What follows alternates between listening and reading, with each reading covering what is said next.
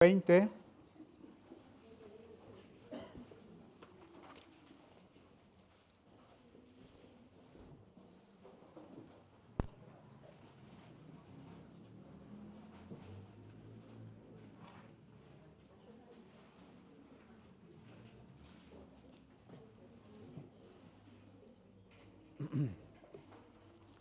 Podemos leer Hechos 20.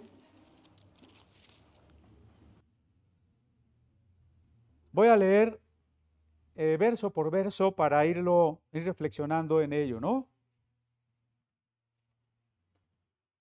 Hechos 21. Después que cesó el alboroto, llamó Pablo a los discípulos y habiéndolos exhortado y abrazado, se despidió y salió para ir a Macedonia. Esto significa el alboroto de los plateros, aquellos artífices que construían los templecillos de la diosa Diana y que se alborotaron porque decían que con las enseñanzas de los apóstoles la gente se iba a olvidar de la gran diosa Diana, que efectivamente era adorada prácticamente en todo el Imperio Romano y muy fuertemente en el Asia Menor, en la ciudad de Éfeso. Y recuerdan que la gente estuvo gritando por 2 horas enardecida: grande es Diana de los Efesios. Esto nos muestra que siempre hay una enemistad del mundo con la palabra de Dios. El libro del Apocalipsis mismo nos muestra el conflicto que tiene el pueblo de Dios, que tiene la iglesia en la historia con las fuerzas demoníacas que atacan, que quieren destruir, que persiguen a la iglesia, que engañan al mundo. Y esto no debemos olvidarlo. Cuando vemos la cantidad de maldad, de corrupción, de mentiras que la mayoría de la gente cree, a las cuales las masas son arrastradas, pues eso es el mundo. El mundo no es nada más que la gente en la iglesia pensaba que si no iba a bailar, si no fumaba, si no tomaba, no estaba en el mundo. El mundo es algo más que eso. Incluso el mundo, como decíamos hace rato, con su música, con sus modas, con sus maneras de pensar, con sus gustos, se infiltra en la iglesia. ¿Cuántos cristianos?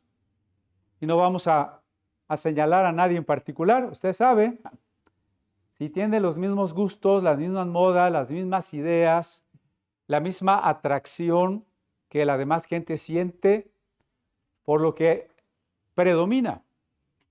Y lo que predomina es, a propósito, las élites que tengan el poder logran imponer lo que la gente debe creer, a lo que debe responder, lo que debe comprar, lo que le debe gustar.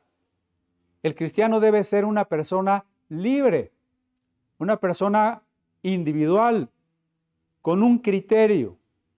Mientras toda la multitud está gritando: grande es Diana de los Efesios, mientras todos los habitantes creen efectivamente que esa diosa es su protectora, los cristianos son los únicos que no tienen esa idea, porque saben que esa diosa no existe.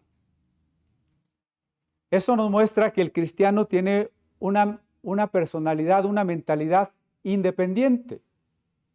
Si usted todavía se deja llevar por lo que toda la gente cree en política, por lo que toda la gente cree en moral, por las modas y las cosas que la gente quiere comprar, que nadie se quiere perder, si a usted le gusta lo que a toda la gente le gusta, algo está mal, algo está mal.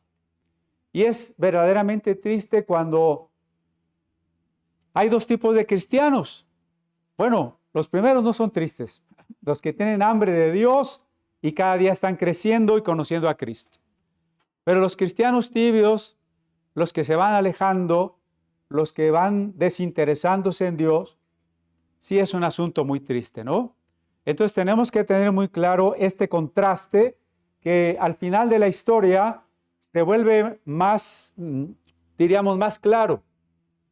Porque cuando el Hijo del Hombre venga, dice, será como en los días de Noé. Noé es diferente a todo el mundo. En los días de Sodoma y Gomorra, Lot es diferente a toda la gente de Sodoma y Gomorra. Que se diga eso de nosotros. Es que ese cristiano es diferente a toda la gente. No que solamente, sí es cristiano, pero se porta igual, le gusta lo mismo, piensa lo mismo, hace lo mismo. No. Entonces, bueno, Pablo tiene un conflicto aquí porque lo quieren matar. El título que hemos puesto a nuestra plática es que el sello del auténtico ministerio, en particular el sello del auténtico apostolado, es tener un jet privado, una residencia a todo lujo. No digo nombres, ahí en las redes ustedes nada más busquen predicadores millonarios y ahí está. Ahí está. Pero ese no es el sello del auténtico ministerio, aunque ellos lo presuman. El sello del auténtico ministerio que encontramos aquí es la persecución y es la pobreza. Ya no nos gustó mucho, ¿verdad? Cuando piensan que un apóstol es un general con nuevas revelaciones, grandes revelaciones y con mucho dinero, todos quieren ser apóstoles. Excepto el apóstol Juan, si es que la tradición tiene razón, excepto el apóstol Juan, todos los demás apóstoles murieron en el martirio. Incluso dice la tradición que Juan fue echado a un caldero de aceite hirviendo, solamente que no se murió. ¿Cuántos quieren ser apóstoles? Les van a cortar la cabeza. ¿Cuántos quieren ser apóstoles? El sello del auténtico apostolado es la persecución, porque donde hay avivamiento va a haber persecución. ¿Cómo es eso?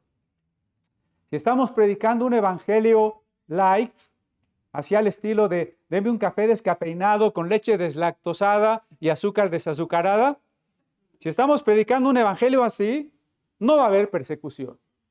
La gente no se preocupa por nosotros.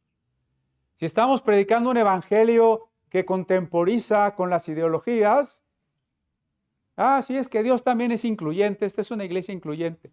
La gente va a tener simpatía por nosotros. Pero si predicamos un evangelio claro, si predicamos el arrepentimiento, el señorío de Cristo, a la gente no le va a gustar. Y vamos a tener persecución. Oramos por avivamiento, sí, pero hay que saber que va a haber persecución. Oramos por ministerio, sí, pero hay que saber que en el ministerio hay persecución. Y que en el ministerio no hay enriquecimiento. Eso lo vamos a ir viendo. Por lo pronto, en este verso 1, Pablo exhorta a los discípulos y se despide para salir a Macedonia. Para los hermanos que están a la distancia, probablemente les puedan compartir un mapa allá en cabina y ustedes van a ver que Pablo está en el Asia Menor, en la ciudad de Éfeso, y va a atravesar hacia nuevamente Grecia, a la parte norte de Grecia, que en realidad se llama Macedonia, y allí va a visitar a las iglesias que había fundado. Acuérdense ustedes que Pablo tiene una preocupación, un deseo de ir a Jerusalén. Eso está expresado en el capítulo anterior, en el capítulo 19. Leímos que Pablo quería ir a visitar Jerusalén y quería visitar Roma. A ver, aquí ya perdí mi versículo. ¿Alguien tiene ese versículo? 21. Gracias, sí. Pasadas estas cosas, Pablo se propuso en espíritu ir a Jerusalén. O sea, Pablo está en Éfeso todavía. Se propuso en espíritu ir a Jerusalén después de recorrer Macedonia y Acaya, diciendo, después que haya estado allí, me será necesario ver también Roma. Eso dice cuando está en Éfeso. Luego se da el tumulto de los plateros que defienden a la diosa Artemisa, y es el momento en que Pablo efectivamente va a iniciar ese viaje. Primero a Macedonia y Acaya. ¿Por qué? Estamos más o menos en el año 56, cuando sucede todo el avivamiento de Éfeso, pero Pablo está preocupado porque en la zona de Acaya, donde está el puerto de Corinto, Pablo ha recibido de ellos noticias muy preocupantes.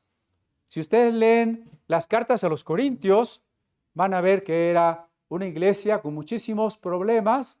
Es una carta que ya hemos estudiado. Allí en el canal de YouTube de estudios está toda la serie de la carta a los Corintios. Véanla y recuerde simplemente el abuso en los dones, la fornicación, los fraudes, las doctrinas falsas, todo lo que había en la iglesia de Corinto. Entonces Pablo está preocupado y es en ese año que escribe la primera carta a los Corintios y envía a Timoteo que se adelante a la zona de Macedonia y de Acaya. Ahora bien, llegados a este punto del capítulo 20, Pablo inicia su tercer viaje misionero. Tal vez hayan oído, y si no, una manera de estructurar mejor la segunda parte del libro de los Hechos es comprender que a partir de la salida de Bernabé y Pablo enviados por la iglesia de Antioquía, se inicia un primer viaje apostólico, es decir, misionero. Pablo con otros compañeros como Silas y Timoteo hacen un segundo viaje misionero y ahora Pablo está comenzando el tercer viaje misionero y último viaje misionero. Recuerden que Pablo tiene este propósito y por eso inicia el viaje. ¿Cuáles son los distintos propósitos? Pasar de Éfeso, que está en el Asia Menor, a Macedonia, donde había fundado las iglesias de Berea, Filipos y Tesalónica. Y luego bajar a la provincia de Acaya para visitar las iglesias de Corinto y de Atenas. Entonces, ¿qué es la tarea apostólica? ¿Qué sabemos? La tarea apostólica consiste en fortalecer las iglesias. Hay muchas iglesias abandonadas, muchas iglesias sin quien vaya y las visite y las apoye. La tarea apostólica es visitar y fortalecer a las iglesias. ¿Por qué nos llamamos comunidad apostólica?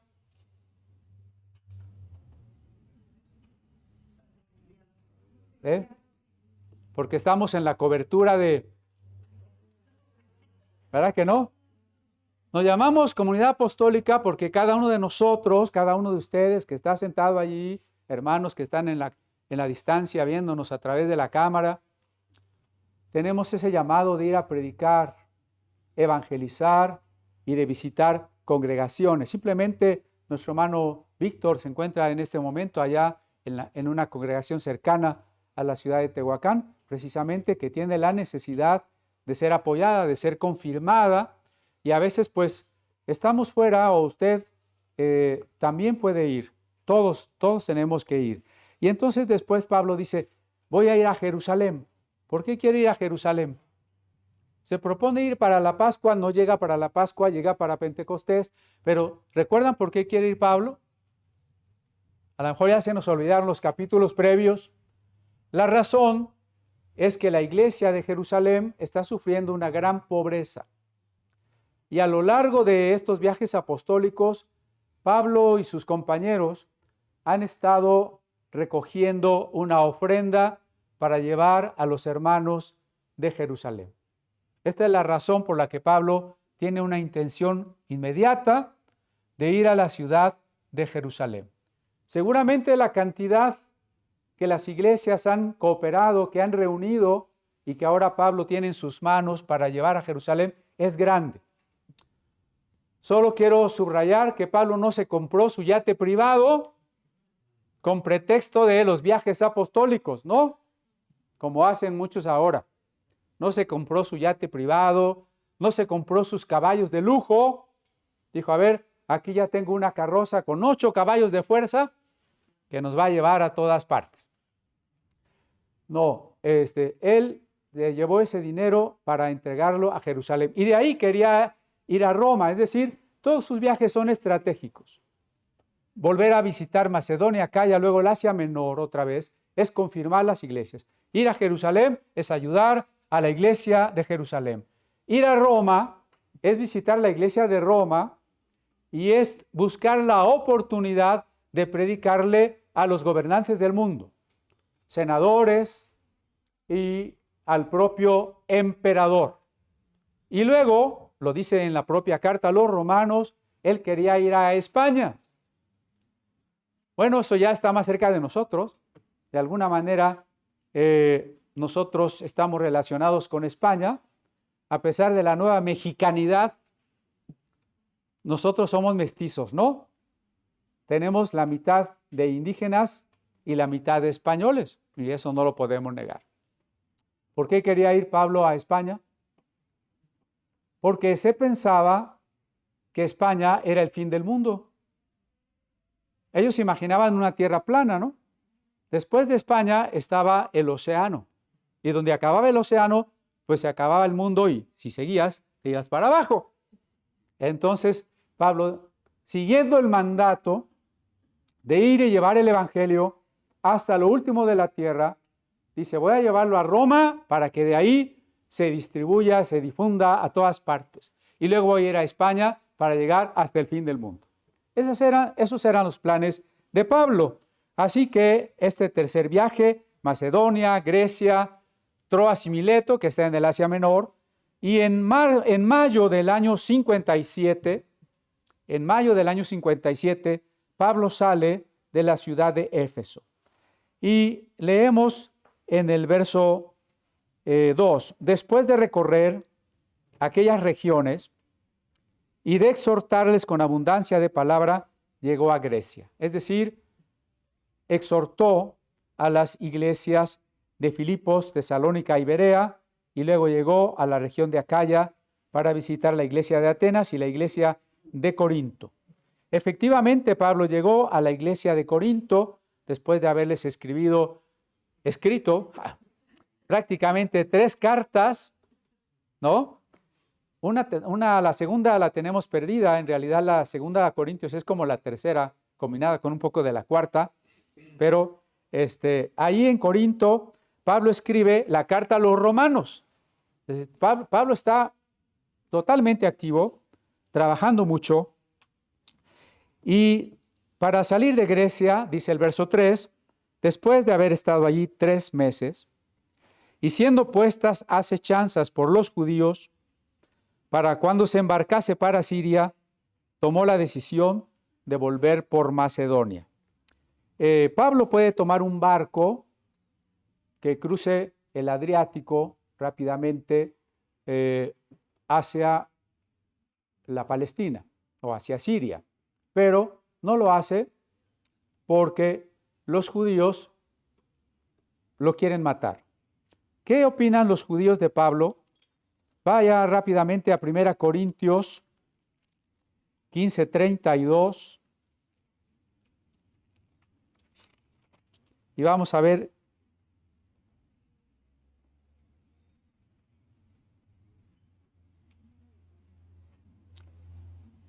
cómo lo describe primeramente Pablo. Si como hombre batallé en Éfeso contra fieras, ¿qué me aprovecha si los muertos no resucitan?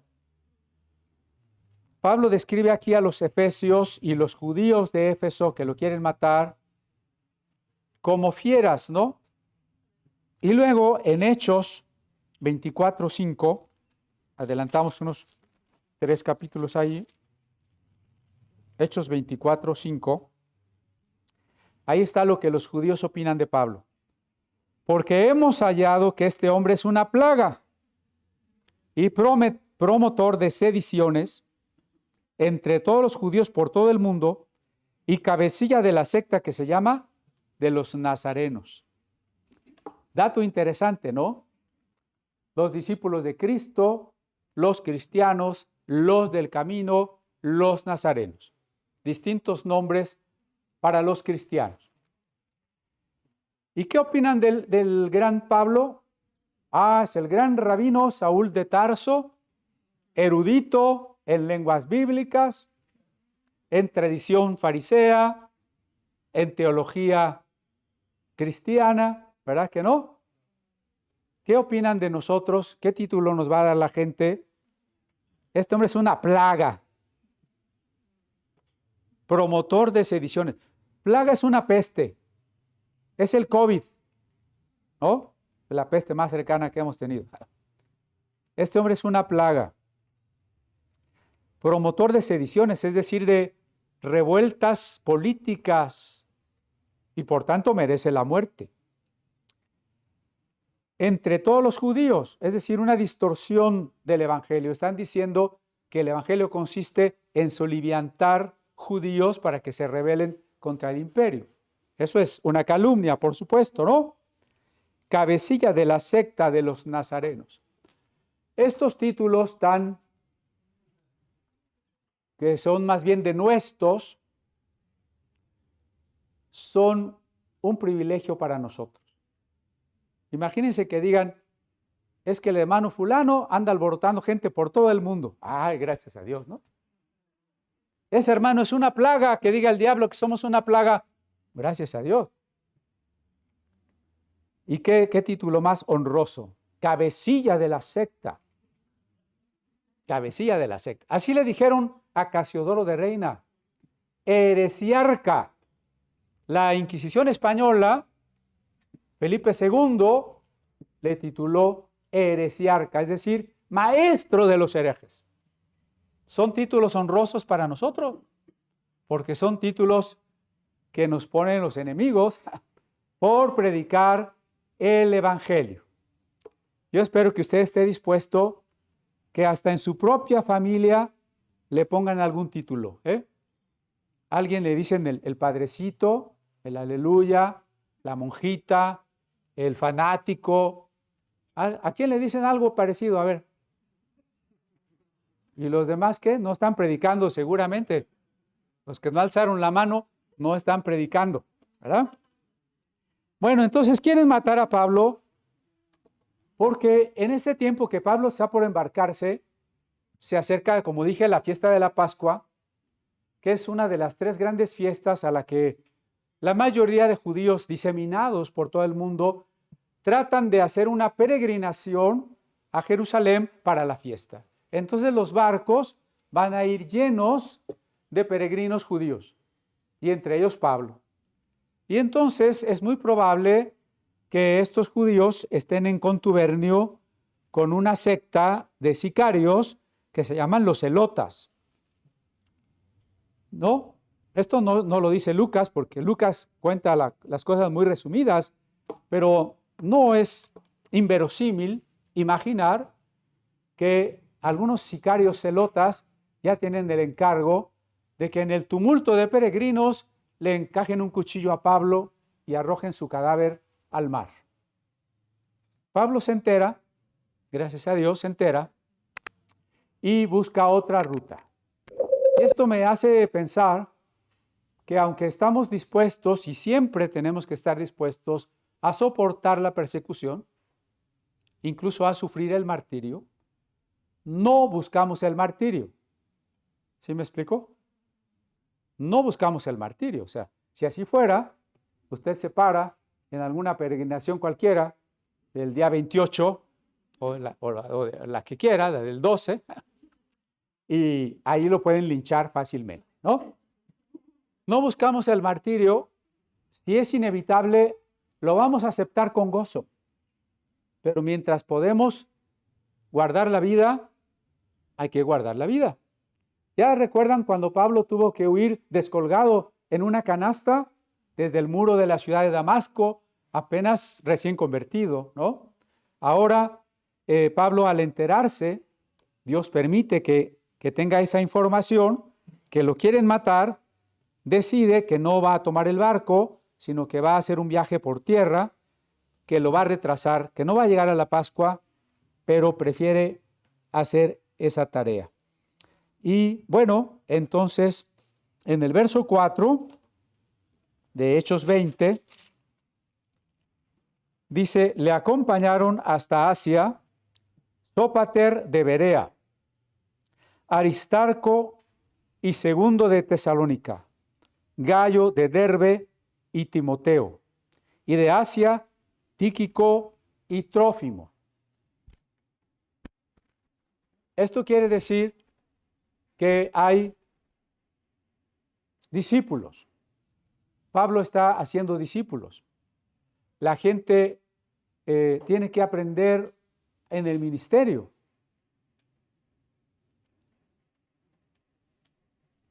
Así que también nosotros tenemos que decir, bueno, ¿y cómo puedo yo prepararme para el ministerio?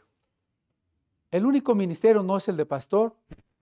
En realidad el llamado de Dios es tener dones y tareas para todos nosotros.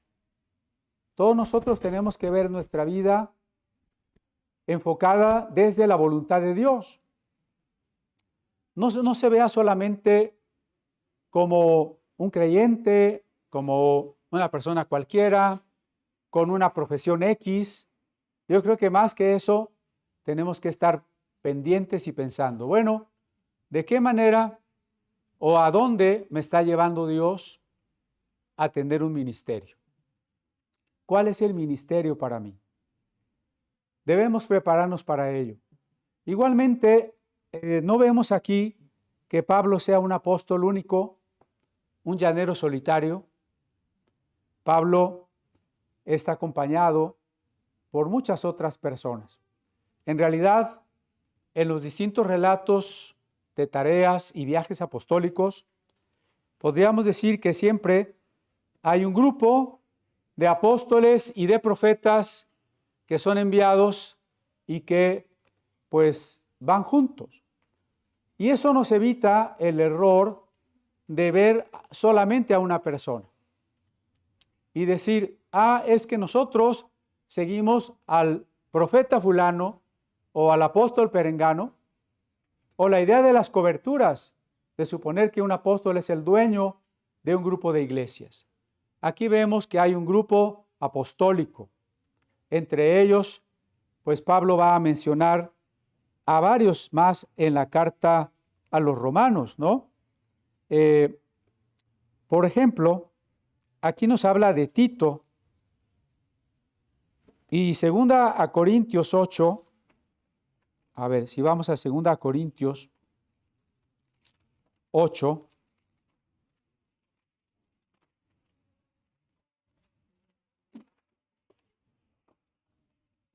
De los versos 20 al 24, vamos a ver lo de la colecta. Evitando que nadie nos censure en cuanto a esta ofrenda abundante que administramos. Ya Pablo llevaba mucho dinero. No lo querían matar por asaltarlo, eso sería secundario. Lo querían matar porque era una plaga, eso ya lo vimos, ¿no? Procurando hacer las cosas honradamente, no solo delante del Señor, sino también delante de los hombres. Usted también puede ver la cantidad de videos que hay de escándalos financieros en iglesias y en predicadores que manejan millones de dólares incluso, ¿no? Pero Pablo dice, haciendo las cosas honradamente delante del Señor y de los hombres. Enviamos también con ellos a nuestro hermano, cuya diligencia hemos comprobado repetidas veces en muchas cosas, y ahora mucho más diligente por la mucha confianza que tiene en vosotros. En cuanto a Tito, es mi compañero y colaborador para con vosotros, y en cuanto a nuestros hermanos, son mensajeros de las iglesias y gloria de Cristo. Esto dice Pablo de todos sus acompañantes, entre ellos Andrónico y Junias, probablemente un matrimonio apostólico que él manda a saludar en Romanos 16 y que dice que son apóstoles insignes, un hombre y una mujer. Esta compañía es una compañía apostólica que se adelanta y lo esperan en Troas. Versos 6 y 7. Nosotros, pasados los días de los panes sin levadura, navegamos de Filipos. ¿Se acuerdan de Filipos? Donde se convirtió la primera mujer en Europa al cristianismo, donde fue liberada la pitonisa, ¿sí? Donde Pablo estuvo preso. Bueno, de ahí de Filipos navegaron, después de 5 días se reunieron en Troas y ahí se quedaron 7 días. Muy interesante esta parte. El primer día de la semana, reunidos los discípulos para partir el pan. ¿Cuál es el primer día de la semana? El domingo. ¿Qué día es hoy? Primer día de la semana, reunidos para partir el pan. Antes teníamos la Santa Cena cada domingo, ¿no? Pero ahora la hemos estado realizando en las células. Pero no está de más que en algunas ocasiones podamos realizarlo nuevamente en domingo. Que por cierto lo hacíamos empezando la reunión para que los que llegan tarde no alcanzaran. Porque hay que llegar temprano. Quiero platicar un poco sobre el domingo y el sábado, porque están los hermanos sabatistas, y conste que les digo hermanos, porque si creen en Cristo son hermanos, aunque sean sabatistas. Pero están también los hermanos dominguistas. A ver, no hay un día sagrado, eso es lo primero que hay que comprender. No hay un día sagrado, no hay lugares sagrados, no hay cosas sagradas. O las hay todas, desde qué punto de vista se vea. ¿Este púlpito es sagrado? Cuidadito, y no sube cualquiera aquí, ¿eh? No. ¿Qué es lo sagrado? ¿Quién debe de ser sagrado? Nosotros. No hay lugares sagrados. Miren, una de las doctrinas que se están predicando ahora en la iglesia, porque bueno, ya se predicaban afuera de la iglesia, lo que me espanta es que hoy se están predicando en las iglesias, de las puertas o portales dimensionales. Aunque usted no lo crea. Pero bueno, yo aquí no encuentro que Pablo dice, bueno, los judíos me quieren matar, me voy a ir por un agujero de gusano, por una puerta dimensional y voy a aparecer en Jerusalén. ¿Verdad que no? No existen las puertas dimensionales, hermano. Primera razón, ¿a dónde dice la Biblia? Acuérdese que aquí yo soy muy insistente, si quiere usted, machacón, en eso. ¿Dónde dice la Biblia? Y si me saca Apocalipsis 4, es que vi una puerta abierta. Sí, pero allí estamos en la literatura apocalíptica, que es una literatura de símbolos, que es un género literario, y lo único que quiere decir el escritor del Apocalipsis es que Dios le dio un mensaje y que Él lo va a comunicar en símbolos en una época de persecución. Pero no está hablando de un literalismo de que hay puertas. Cuando yo tenía como 5 años, sí pinté una puerta en la pared y yo pensaba que por ahí me iba. Así como Narnia, ¿no? Que me metía por el ropero, ¿no? Pero eso pues, es solo una imaginación de niños.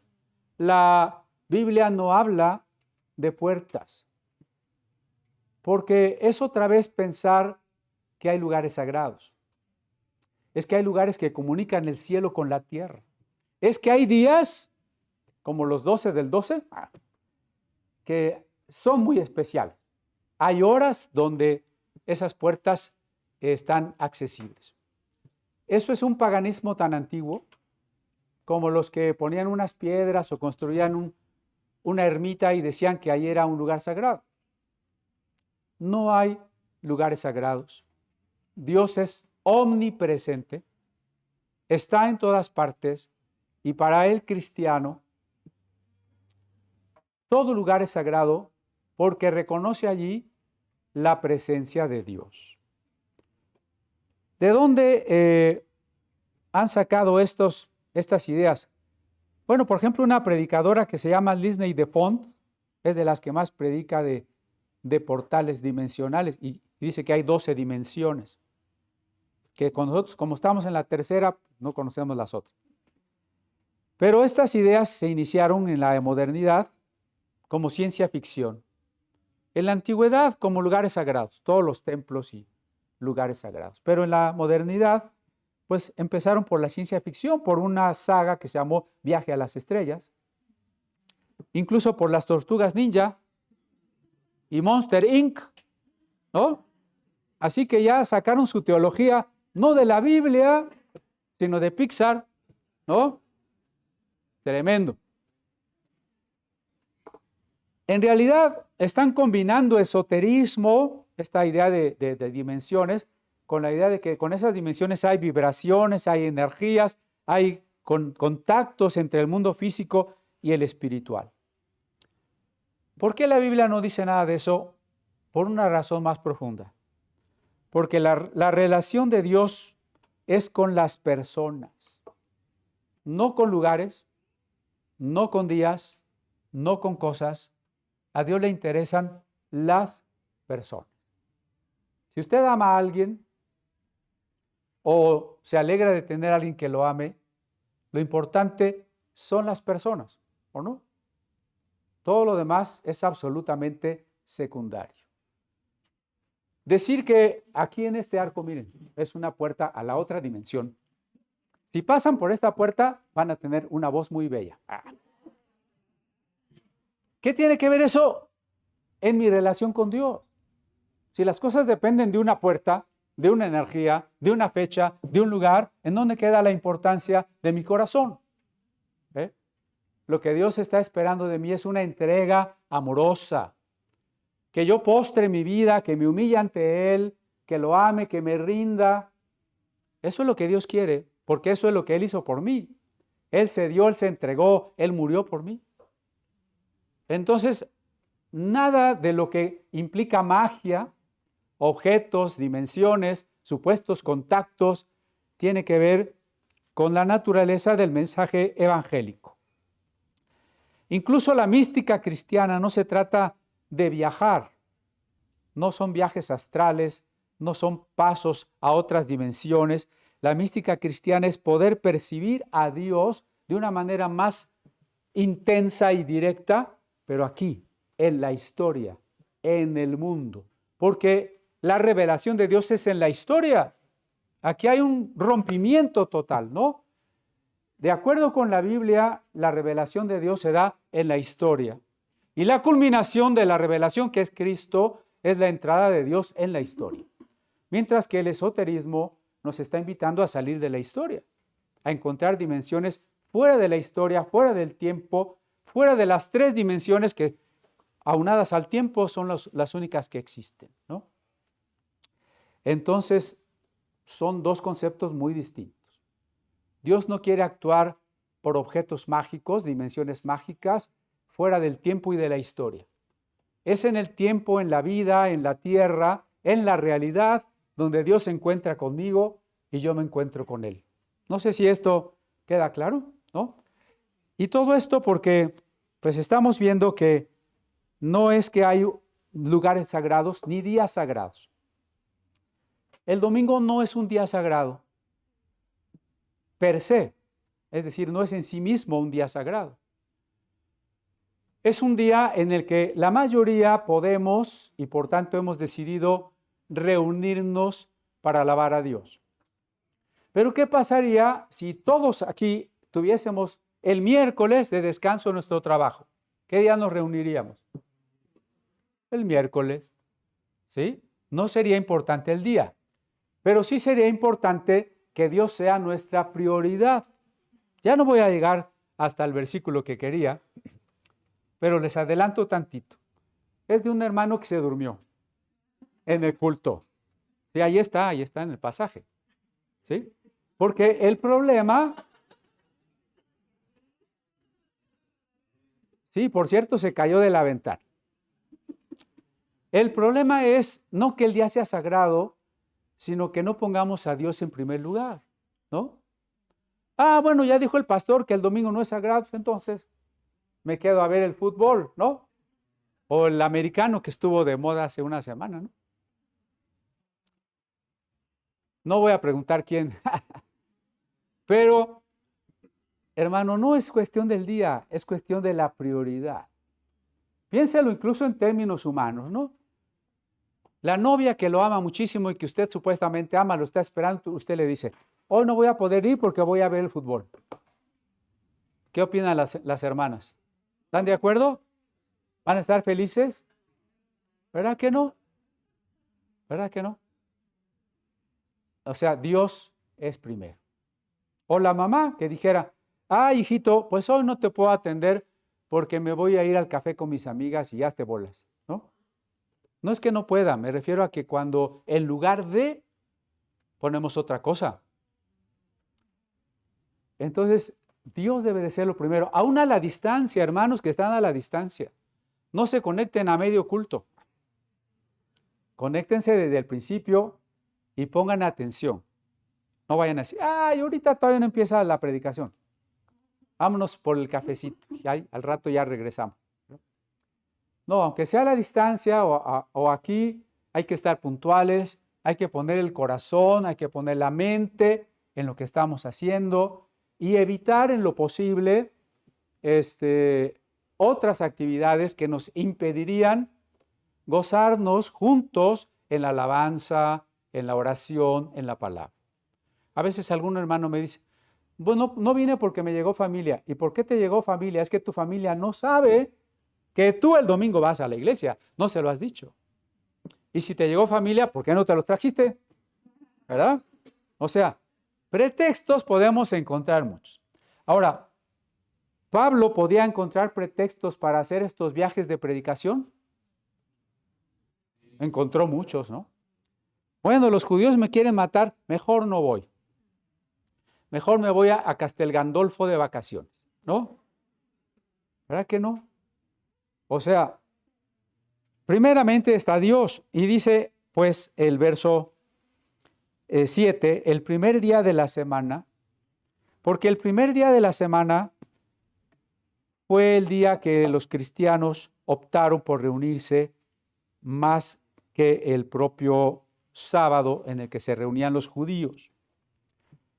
Ya dije que no es que sea un día en sí sagrado, pero los cristianos prefirieron reunirse el día que Jesús resucitó y los judaizantes hoy quieren hacernos regresar a la idea de que nos tenemos que reunir en sábado. Yo les voy a dar algunos datos de la época apostólica y de los padres apostólicos sobre las reuniones acerca de los domingos. Por ejemplo, en 1 Corintios 16:2, cada primer día de la semana, cada uno de vosotros ponga aparte algo, según haya prosperado, guardándolo para que cuando yo llegue no se recojan entonces ofrendas. Acuérdense que Pablo está juntando la colecta para Jerusalén y le dice a los corintios, cada primer día de la semana ustedes preparen la ofrenda, cuando yo llegue pues ya me entregan la cantidad que me vayan a entregar, ¿no? Pues ahí vemos a los cristianos reuniéndose ahí. Mientras que Colosenses 2 nos dice que no es importante el sábado.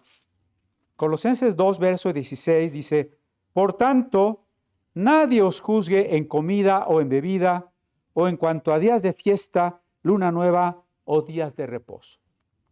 Hoy en la mañana algún hermano despistado me mandó uno de esos saluditos de cariz judaizante, ¿no? Dice, Jesús guardaba la Torá, Jesús iba a la sinagoga, Jesús guardaba el sábado. No. Al contrario, sus enemigos le reclamaron por qué no guardaba el sábado. Y lo que dice Pablo aquí a los colosenses es que nadie tiene por qué imponernos, ni criticarnos, ni condenarnos porque no guardemos las fiestas judías, porque no guardemos la dietética judía. Así que si hoy usted se va a comer carnitas, no pasa nada, no tiene problemas, ¿verdad? Bueno, en el año 96 se escribió un texto que se conoce como la epístola de Bernabé, probablemente el compañero de Pablo. Año 96, es decir, es el año en que se escribe también el Apocalipsis. La epístola de Bernabé está en el Códice Sinaítico del Nuevo Testamento y ahí Bernabé habla de reunirse el domingo. Luego, en el año 80, es decir, antes, se escribió otro documento que se llama la Doctrina de los Apóstoles, o conocida más como la Didache, que habla de celebrar la Santa Cena cada día del Señor. La palabra domingo viene del latín Dominus Dei, que es día del Señor. Algunos que critican el domingo dicen, no, es que Sunday es el día del sol. Sí, efectivamente, entre las creencias romanas era el día del sol, pero los cristianos no le llamaron día del sol, le llamaron día del Señor. Ahora, si nos reunimos el sábado, que es Saturday, entonces el día de Saturno sale la misma, ¿no? O sea, no estamos reuniéndonos bajo el concepto romano. Luego vienen los padres apostólicos, por ejemplo, Ignacio de Antioquía, que fue un discípulo del apóstol Pablo, y que alrededor del año 100 escribe precisamente que la reunión de los creyentes es el domingo. La segunda generación de escritores cristianos, de padres apologistas, tenemos a Justino Mártir, que murió precisamente ejecutado en el año 165 y que en su diálogo contra un judaizante nos deja explicado por qué los cristianos se reunían en domingo. Último padre que voy a citar es Tertuliano, que aunque ya está alrededor del año 200, es el primero de los padres latinos y que habla de dedicar el domingo a Dios, aunque él sí se va un poco legalista, porque él dice que cualquier cosa que hacemos en domingo que no es para Dios, le damos lugar al diablo. Él sí se va más para allá. Pero lo que me interesa es el testimonio acerca del domingo, porque muchos mienten y dicen, quien estableció el domingo en vez del sábado fue Constantino. A ver, Constantino gobernó después del año 312. Yo les di fechas desde el Nuevo Testamento, desde el año 55 hasta el 200 antes de Cristo, es decir, 200 años antes, de testimonios que los cristianos se reunían cada semana, el primer día de la semana, y parte de la reunión consistía en partir el pan, repartir el vino y una comida amorosa en recuerdo de la muerte de Cristo y símbolo de la comunión entre cristianos. Bien, entonces ya voy a cerrar aquí porque ya se me acabó el tiempo. Solamente recordemos, hermano, todos estamos llamados a evangelizar.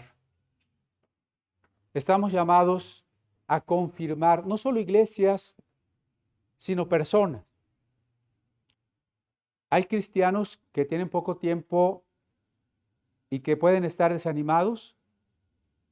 Hay hermanos enfermos, hay hermanos con problemas. ¿A quién le toca animarlos? ¿Al pastor? Sí, también. Pero básicamente, ¿a quién? Estamos llamados a evangelizar, estamos llamados a confirmar, a fortalecer, estamos llamados a soportar la persecución, estamos llamados a soportar la tribulación, estamos llamados a poner a Dios en primer lugar en nuestras vidas, no a los portales dimensionales, no a los días, no a los objetos, no a los decretos, sino a Dios. Nuestro corazón es de Dios, es para Dios, nosotros somos para Dios. Y bueno, si este es el día que la mayoría puede, es el día que hemos convenido de reunirnos, pues vamos a procurar ya desde el sábado prepararnos, ¿no? No estar tan desvelados, ¿verdad? No es que el sábado me dormí en la madrugada, entonces pues el domingo me dormí en el sermón, ¿verdad? No, prepararnos, venir como a una fiesta solemne, contentos, alegres, con un corazón dispuesto, temprano, poniendo atención, a lo mejor repasando la predicación de la semana pasada, porque si no, se me quedan viendo como, quién sabe de qué estar hablando, ¿verdad? Pero poner nuestro corazón en Dios. Y al poner nuestro corazón en Dios, le amaremos en tribulación, le amaremos en prueba, le amaremos en pobreza, en enfermedad. Si lo dicen para los casamientos, ¿no? ¿No dicen? Lo amarás en tiempos de salud, de enfermedad, de riqueza, de pobreza. Pues a Dios con más razón. Nuestro Dios es digno. Dios no nos exige que le amemos. No nos exige. Nos enamora. Porque Él ya nos amó. Imaginen que usted tuviera que exigirle a alguien, es que me tienes que amar. ¿Qué diría la otra persona? No, pues sale corriendo, ¿no? Pero si enamora, nuestro Dios nos enamora, ¿verdad? Nuestro Dios nos llama. No le demos lugar a la indiferencia, a la flojera, a otras cosas que nos puedan atraer, ejercer tentación, atractivo. Primero es Jesucristo y no nos vamos a arrepentir. Cuando uno de estos hermanos, llamado Policarpo, contemporáneo de los que cité, es llevado al martirio y le piden que niegue a Jesucristo, dice que si le ha servido tantos años y Jesucristo nunca lo ha negado a él y Jesucristo murió por él, ¿cómo podría él negar a su Salvador? Y efectivamente sufrió el martirio. Amén.